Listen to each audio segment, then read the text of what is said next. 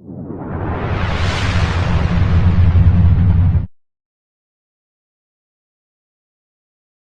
remember I was trying to get an agent, and I went to this agent panel where everyone's trying to get an agent. After the panel's done, everyone rushes the stage, and they go, and everybody's trying to give them their headshots. So I was like, I'm not going to get a word in edgewise, so I dropped back. The stage lights go down, house lights go up one by one, and one just goes boom right over my head. And the Vanessa Lanier, I never forget her. She points over people. She's like, "You stop right there." And then she walks over, she's like, "Give me your headshot, I'll call you tomorrow." I was like, what? Oh, wow. Yeah, that's just one of like many, but it's crazy, yeah.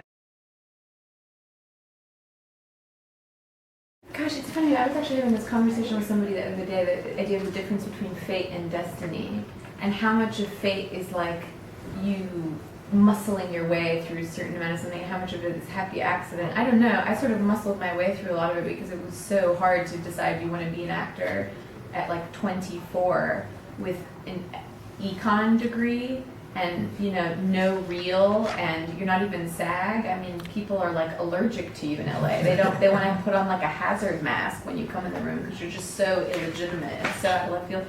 So I had to really sort of try to just eke it out by writing, and that ended up being, and then certain happy accidents totally happened, like Another Earth and Sound My Voice being programmed the same year at Sundance, and that was a total happy accident, and it created enough of a thing where I could sort of keep working. So it's a little bit of fate and destiny is a confusing thing. How much of your free will is involved, and how much of it is you marching towards some place that is preordained? I don't know the answer to that. Do you?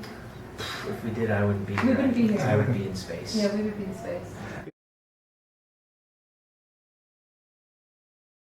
It's funny, we went to the labs, Michael Pitt and I, because Mike Cahill's brother used to work at Johns Hopkins, so we went down there and put on lab coats and the gloves and started just living in real time, living that lab life, and reading a lot, reading Dawkins and sharing evolutionary biology textbooks. But I didn't really model Karen after any particular female scientist. I was interested in the idea of a girl who really didn't wear any makeup, and not like a no makeup look, like I'm secretly curling my eyelashes and secretly putting on foundation, but nothing on her face, and never brushes her hair, and, you know, shows up in sweats and just doesn't care about presentation, or doesn't care about being loved or having her work recognized. Is just obsessed with the work. And I thought, oh God, a woman like that in a time period in which we're all so fixated on the Instagram and Facebook capturing of the moment, on, you know, people validating or liking our tweets, and that the idea of a woman who's so the opposite of that, that she just is obsessed with the work and doesn't care what anyone thinks of her, doesn't care how many fans or followers or to be recognized. That was a really interesting thing to think about exploring right now. I mean, I remember reading a bit about Marie Curie a lot at the time, reading about her and her family, and of course there have been really influential women, but their stories are just less told, and I think a lot of times it's been hard for women to be validated in that profession. And I was just reading something the other day about a group of women who were testing very well to go into space, and in fact even better than the men in some of the physical and psychological trials, but that they just felt like, no, if someone's going to put their foot on the moon, it needs to be a man first. And I think that is sort of, has been part of our culture for a long time, but it's changing. So I think definitely I think that there are just different kinds of intelligence. I mean, I think that there are people, you know, some people are very academic and well-read, and that's one kind of intelligence, and some people are very in their bodies, and they're about movement and communicating with a physicality, and that's another kind of intelligence. And yeah, I'm very interested in playing people who feel or think differently than I do. And as far as Karen and Sophie, you know what I think that was amazing about that moment in the movie when they meet is, like, often with love triangles, it's about two women fighting over a man and them competing, because that's the way the world has been arranged, just for women to fight over the resource of men.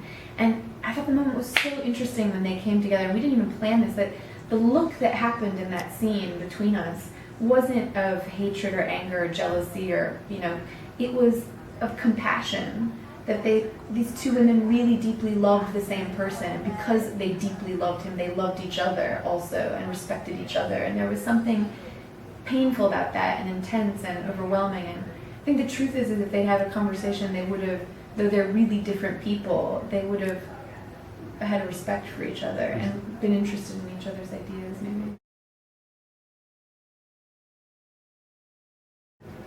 Was this role a challenge for you in any way?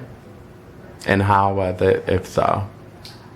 Yeah, it was a challenge because she's a bit emotionally, or she's just a bit socially awkward, you know? I think in real life, like when we all went out to the bar and we were hanging out, the three of us, and doing that scene in the bar, and we're just being ourselves, we're having like a great time, we're having fun. And then Karen, a little bit, you know, she just doesn't quite able to communicate or engage that way. I think she's drawn to people like Kenny's character in the story. Which you play more of you bring more of a comedic side to the story, right? Yeah, I mean, I was just, I guess, in that particular situation, Kenny ends up kind of being that relief of like a pretty heavy discussion. I don't know, just going back to those bar scenes, and it's not shown in depth, it was kind of over montage. Yeah. But they're really fun. There's a lot of stuff, I feel like, on the floor, on the cutting room floor, that, you know, if anything, served just the purpose of getting us all into character. And it was fun to just improvise, and yeah, it was a great time.